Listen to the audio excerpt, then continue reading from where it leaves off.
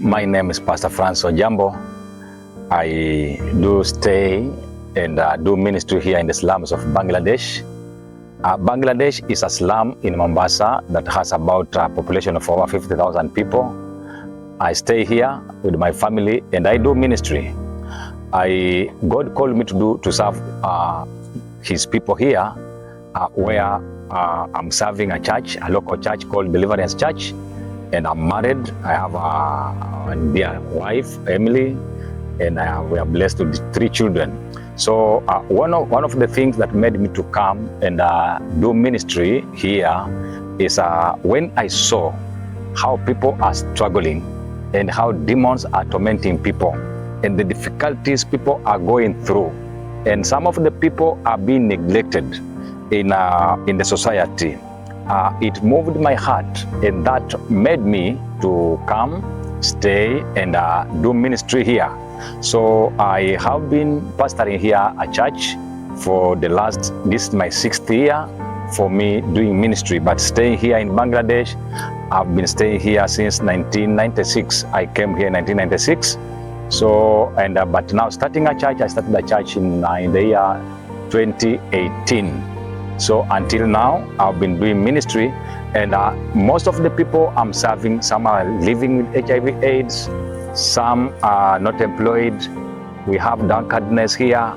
A lot of things are happening here, and you come to understand that these people, they need love and they need hope. Somebody who can nurture them spiritually and also give them hope. So that is one of the things that made me to become a pastor, because I'm so passionate to the slums and in the villages, and that's why I'm here today pastoring a local church. We are now close to 100 people in the church, and when they come, I preach to them. So now when I have delivered their spirit, so I nurture them, I advise them to go look for a job, and some of the times they are going through some challenges. You see, after I have preached somebody, you come to see that this community is highly populated, and people are going through some many challenges, especially ladies. We have a lot of dropouts from schools. We have people not employed. We have people who are living below $1. Getting food is a problem, it's a challenge.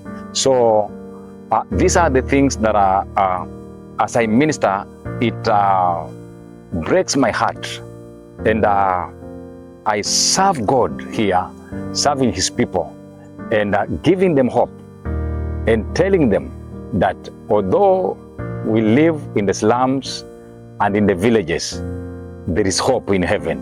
And I have seen slowly their lives changing, they are being transformed. And for instance, there's a young man I met when I was just 2 years in ministry. I was preaching to them during the night at 10 in the evening every day, and I didn't know that young man was about planning to commit suicide. So as I was preaching to them, he came in the church one of the mornings, and then he gave his life to Christ. Right now, as we are speaking, that young man is called Dan. Dan is married now, and Dan has a very beautiful wife, and they are blessed with their first child, and they're expecting another child, and they're now doing well. So when I look at Dan and the passion I have for God, for people in the slum, it moves my heart. So that is what makes me, or what made me to come in the slum and serve God. And one of the things that makes my heart happy is serving God here, because a lot of pastors or many people, they avoid serving in the slum where there is no offering, there is no good things that the minister for the gospel require. But me, what makes my heart happy is when seeing people's life transformed after receiving Christ.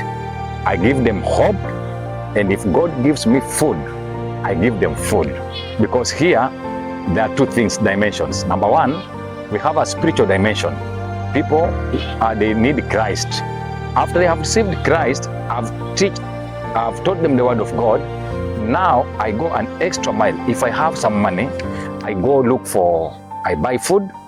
I tell them, now I've preached to you Christ, and I know you don't have food. You can go with this at home. So now they go home, carrying some food. The little I have, I share with them. And now you come see that people's lives are being transformed. So most of the times I go to preach in the villages.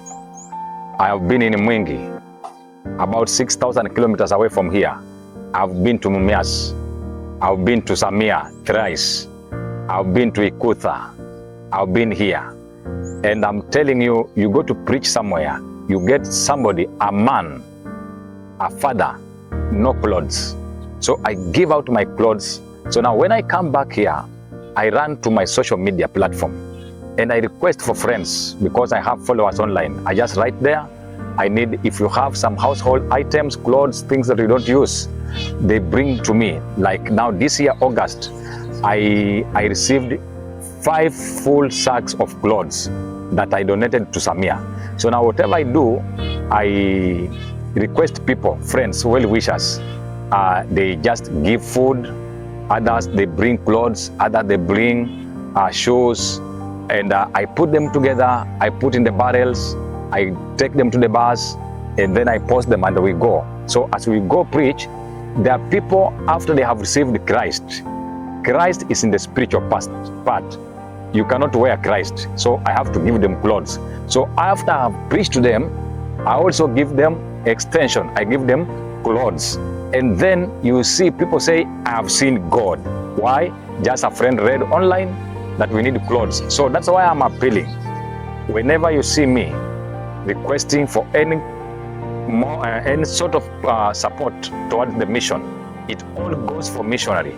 And remember, whatever I receive from people, any donation, I take it strictly and straight to mission. So I go with foodstuffs. Like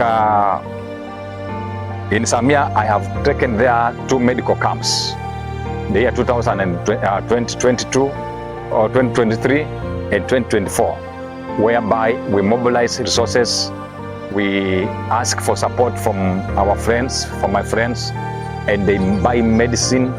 And I have a sister who is a doctor. She just volunteers to come, and we go do medical camp. Like now, last August, we were in Samia. We treated about 1,500 people in a record. 1,500 people in a record. That's the first day on Saturday.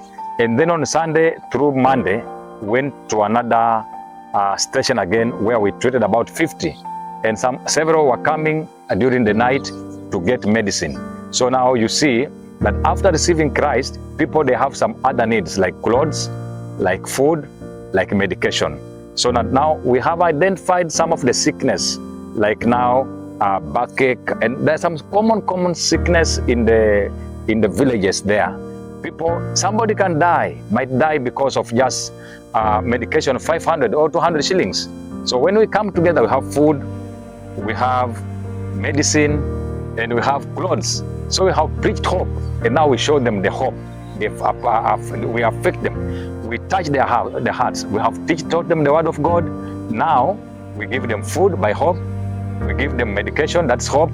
And we give them clothing, that's hope. And some others also, we give them cash. Yeah, not much, but maybe 100 shillings, 500, depending. We do that, yes.